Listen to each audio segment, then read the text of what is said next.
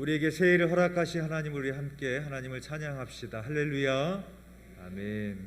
오늘도 하나님을 열애함으로 하나님께 예배하신 여러분들을 사랑하고 축복합니다. 또 구정 연휴를 맞이해서 또 타지에서 온라인으로 예배에 참여하시는 분들 사랑하고 축복합니다. 질병관리청은 1월 30일부터 방역이 취약한 곳을 제외하고 실내에서 마스크 착용을 의무화해서 권고사항으로 변경한다고 발표했습니다. 코로나가 발생한 지 만 3년 만에 사실상 마스크 착용 의무사항이 해제가 된 겁니다. 4인 가구가 마스크를 구입해 매일 교체 사용할 경우에 연간 약 100만 원 정도의 비용이 든다고 합니다. 온 국민으로 따져보면 마스크를 만들고 사용하는 데에 막대한 비용이 들어가는 셈입니다. 마스크를 만들고 사용하는 비용뿐만 아니라 버려지는 마스크로 인하여서 환경오염도 심각한 문제가 되고 있습니다. 이렇게 코로나는 건강의 문제, 환경오염의 문제, 경제 문제 등 여러 가지 다양한 문제들을 발생시켰습니다. 또 그 중에 한 가지는 바로 관계성의 문제입니다.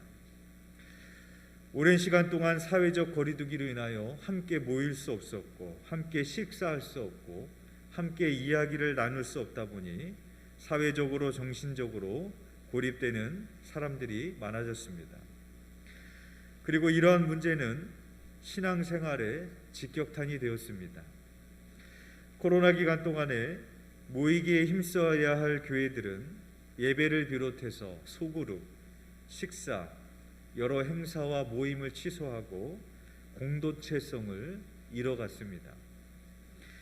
그렇게 흐른 3년이라는 시간으로 인해서 스스로를 그리스도인이라고 부르던 이들 중에서 교회 모임을 온라인으로 대체할 수 있다고 말하는 이들이 많아졌고, 주일 성수는 자신의 상황에 따라 온라인으로 대체할 수 있다고 여기는 이들도 많아졌습니다. 특별히 코로나는 그동안 우리가 주일 성수에 대하여 잘못된 인식을 가지고 있었음을 드러나게 했습니다. 그리스도인들이 생각해왔던 주일 성수의 개념이 무엇입니까? 그것은 바로 예배입니다. 주일날 예배를 드리면 나는 주일 성수를 했다라고 생각한 것입니다. 그런데 주일날 예배만 드리면 그것이 온전한 주일 성수일까요? 코로나 3년을 지나가면서 그것이 온전한 주일 성수가 되지 못한다라는 것이 우리는 보게 되었습니다. 지난 3년 동안 대부분의 교회와 성도들이 주일 성수를 지키기 위해서, 다시 말해 주일 예배를 지키기 위해서 온라인과 다양한 방법을 동원하여 예배를 지켜왔습니다. 그것 또한 대단한 노력이요, 대단한 신앙의 몸부림이라고 생각을 합니다. 어떻게 해서든 주일 성수를 위해 예배를 지키려고 해왔지만 3년이 지난 후에 현재의 교회의 모습은 어떻습니까? 우리들의 신앙의 모습은 어떻습니까? 현저하게 교회가 믿음을 상실해 왔음을 보게 되어집니다. 초대교회가 그렇게 역동적인 교회가 될 수 있었던 이유가 무엇이겠습니까? 초대교회는 성전에 모이기에 힘쓰는 교회였고, 함께 모이면 떡을 떼며 음식을 나눠 먹고 서로의 필요에 따라 물건을 나누는 교회였습니다. 즉 초대교회는 예배만 드리는 교회가 아니었습니다. 주님 아래서 서로 친교하고 나누고 헌신하는 교회였습니다. 다시 말해 온전한 주일 성수는 무엇인가? 예배만 드리면 되는 것이 아니라는 것이죠. 예배뿐만 아니라 친교와 교제와 봉사와 나눔이 있어야 진정한 주일 성수가 되는 것입니다. 이것은 마치 예배의 개념을 잘못 이해하고 있는 것과 비슷합니다. 많은 사람들이 예배를 드리는 것을 어떻게 이해합니까?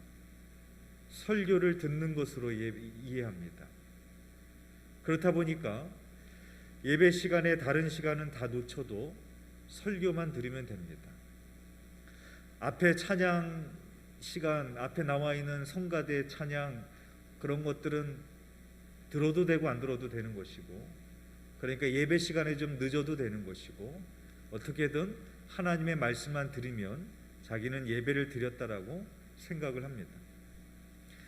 그렇다 보니까 코로나 기간에 많은 성도들이 주일 성소를 위해서 예배를 지키려고 했고, 그래서 온라인으로 자기가 좋아하는 목사님의 설교를 듣는 것만으로 나는 예배를 드렸다라고 생각했고 주일 성수를 했다라고 생각했던 것입니다.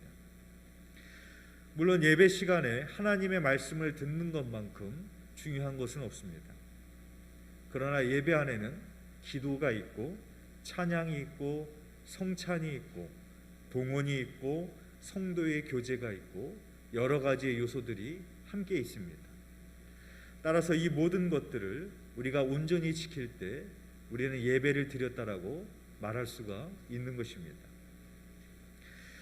오늘 본문은 출애굽한 이스라엘에게 하나님께서 모세를 통하여 십계명을 주시는 말씀입니다.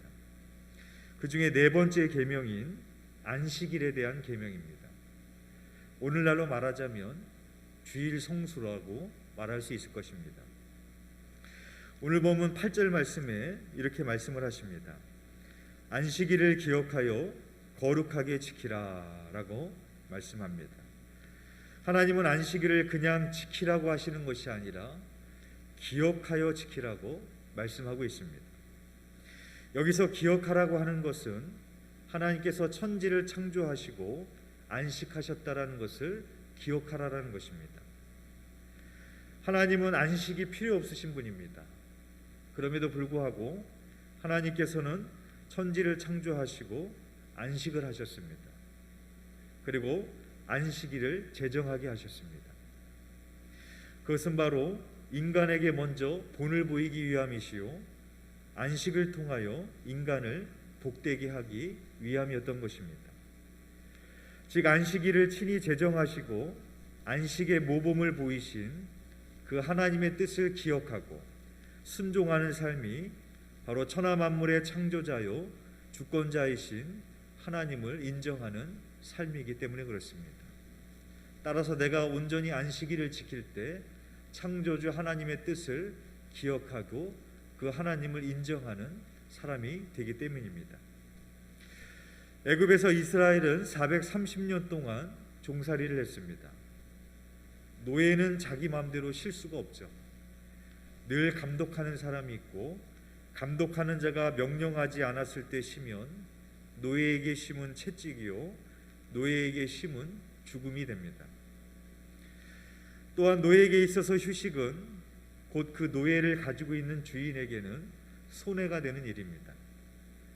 노예는 주인의 끊임없는 욕심 가운데 쉬지 못하고 일을 계속했을 것입니다. 따라서 안식하라라는 것은 세속적인 욕심을 내려놓고 복이 되시는 하나님과의 교제를 통해서 하나님이 주시는 복을 누리라라는 것입니다. 특별히 오늘 본문에서 우리가 주목해야 될 점은 안식을 명령하고 있는 대상들입니다. 오늘 본문 10절에 이렇게 말씀합니다.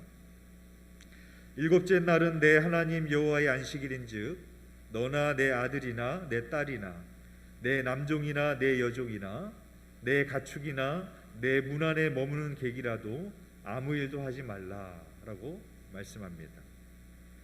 여러 가지 대상들이 나오는데 종합해 보면 신분에 상관없이 주인이나 종이나 출신에 상관없이 주인이나 객이나 성별에 상관없이 남자나 여자나 그리고 심지어는 인간만이 아니라 가축들도 소나 나귀와 모든 가축들도 안식하라고 하나님이 명령을 하고 계신다라는 것입니다. 그래서 성경에는 50년마다 지켜야 되는 희년이라는 제도가 있습니다. 이 희년은 7년마다 돌아오는 안식년이 7째 되는 해에 갖는 것이 바로 희년입니다. 그래서 성경은 땅도 안식을 갖게끔 명령하고 있습니다.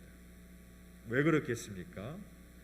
인간의 욕심 때문에 주인이 종을 착취할 수 있기 때문에 그렇습니다. 또한 인간의 욕심으로 인해서 땅을 쉬지 않게 하고 계속해서 경작할 수 있기 때문인 것입니다. 그래서 성경은 안식년을 통하여서 이것을 금지하고 있는 것입니다. 따라서 십계명 중에 인간만 지키면 되는 것이 아니라 모든 가축과 자연까지도 함께 지켜야 되는 법이 있는데, 그것이 바로 네 번째 계명인 안식에 관한 법입니다. 1계명부터 3계명까지는 하나님과의 관계에 대한 계명이요, 5계명부터 10계명까지는 이웃과의 관계에 대한 계명입니다. 그리고 그 가운데 있는 네 번째 계명은 안식일을 통하여서 하나님과 인간과 자연이 그 삼자의 관계에 대한 계명이 나오고 있습니다. 즉 모든 대상이 함께 쉬는 것이요 하나가 되는 것이 안식일이라는 것입니다. 안식일은 개인에게만 주신 하나님의 계명이 아니라 공동체에게 주시는 하나님의 계명입니다. 한 집안에 있는 주인과 남종과 여종이 오늘 주신 말씀처럼 안식일을 온전히 지켜야 된다라고 한번 가정해 보십시오. 정말로 그 집안에 있는 주인과 종이 하나님이 주신 대로 그 안식일을 온전히 지킬 때 어떠한 일이 벌어지겠습니까? 그 집안에는 주인과 종에 상관없이, 남자와 여자에 상관없이 하나님의 사랑으로 하나 되며 함께 하나님의 복을 누리는 집이 될 것입니다. 주일 성수는 나 혼자 예배드리는 날이 아닙니다. 신앙생활은 혼자 돛 닦는 게 아닙니다. 주 안에서 신분에 상관없이, 출신에 상관없이, 그리고 성별에 상관없이, 심지어는 가축과 땅과 자연들도 함께 공동체가 주 안에서 하나가 되며 안식하는 날이 바로 안식일인 것입니다. 그러므로 우리는 안식일을 온전히 지킬 때에야 공동체성을 회복할 수가 있습니다. 제가 목회자 제자 훈련을 받을 때 그 훈련을 이수하기 위한 여러 가지 의무사항과 조건들이 있습니다. 그 조건들을 보면 강의만 듣는 것이 훈련이 아닙니다. 그 훈련 안에는 함께 식사를 해야 되고, 함께 숙박을 해야 됩니다. 함께 자야 됩니다. 그리고 함께 선교도 같이 가야 됩니다. 이 모든 것이 제자의 훈련의 의무사항이 되어져 있습니다. 이것이 우리에게 무엇을 말해주겠습니까? 어떠한 이론을, 어떠한 강의를 듣는 것만이 제자로서의 삶이 될 수 없다는 것이죠. 주님의 제자로서의 삶으로 살고자 하는 사람들이 함께 식사를 해야 되고, 함께 나눠야 되고, 잠도 같이 자야 되는 것이고, 같이 선교도 가야 되는 것이고, 함께 해야 될 때만이 진정으로 주님의 제자의 삶을 걸어갈 수 있기 때문에 그렇습니다. 실제로 강의를 듣는 것은 어렵지 않습니다. 충분히 온라인으로 해도 됩니다. 책을 봐도 됩니다. 강의로부터 얻는 교훈도 있고 여러 가지 중요한 것도 있지만, 실제로 경험을 해보면 함께 했을 때 얻어지는 그런 신앙적인 그런 덕목들이 훨씬 더 많이 있습니다. 함께 생활하다 보면 부딪힙니다. 의견이 엇갈립니다. 또 다투게 됩니다. 특별히 선교 여행을 함께 가다 보면 그 더운 날씨 속에서, 힘들고 어려운 일정 속에서 의견이 나뉘게 되고 서로 부딪히게 됩니다. 그런데 그 과정을 통해서 오히려 나를 낮추고 또 서로를 이해하고 또 그 안에서 하나님의 뜻을 찾아가는, 그것을 삶으로 느끼고 체험하는 것을 통해서 그리스도인으로서 살아가는 것이 이런 것이구나, 예수님의 제자로 살아가는 것이 이런 것이구나 라는 것을 배우게 된다는 것입니다. 여러분, 우리의 신앙생활도 마찬가지입니다. 여러분들이 꼭 제자 훈련을 받지 않더라 할지라도 어떤 세미나에 가고 성경 공부를 하는 것도 중요하지만, 그것이 정말로 여러분들의 삶에 피부에 와닿을 만한 어떠한 영향력을 주지 못합니다. 우리가 함께 부딪혔을 때, 또 함께 선교하고 함께 봉사했을 때, 그 가운데서도 서로 사랑하며 또 연합하는 일을 찾아갈 때 비로소 우리가 주님의 그리스도인으로 제자의 모습으로 변화되어질 수 있는 것을 우리는 보게 되어지는 것입니다. 예수님의 제자 훈련도 그와 같았습니다. 예수님께서는 제자들을 부르셔서 마치 의자에 앉혀놓고 학교에서 선생님이 수업을 가르치듯이 그렇게 가르치지 않으셨습니다. 예수님은 제자들을 데리고 다니셨습니다. 함께 식사를 했습니다. 동고동락하면서 자기의 삶으로 제자들에게 예수님은 가르침을 주었던 것입니다.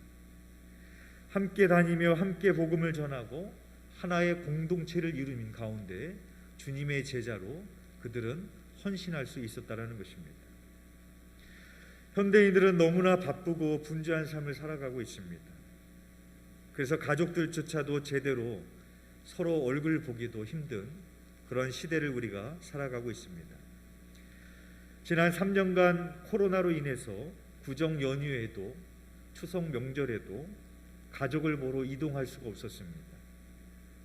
그러나 올해는 오래간만에 많은 인파가 귀경길에 올랐다고 합니다. 여러분, 만약에 우리에게 이러한 시간마저 없다면 우리의 삶이 얼마나 삭막해지겠습니까? 가족 간의 공동체성이라는 것이 유지될 수가 있겠습니까? 아무리 바쁘고 분주해도 이 휴일에도 돈을 더 벌고 싶은 욕심이 있어도 그러한 바쁨과 욕심을 내려놓고 가족과 함께 시간을 보낼 때, 오래간만에 부모님을 만나고 형제들을 만나서 함께 식사를 하고 담소를 나누고 함께 예배를 드릴 때 가족 간의 끈끈한 정이 생기고 가족이라는 공동체성을 유지할 수 있는 것입니다. 하나님이 우리에게 안식일을 주신 이유도 이와 같습니다. 교회도 마찬가지입니다. 교회가 이 코로나 기간으로 인해서 잃어버렸던 공동체성을 어떻게 회복할 수 있을까? 그것은 바로 온전히 안식일을 지키는 겁니다. 온전한 주일 성수를 하는 것입니다.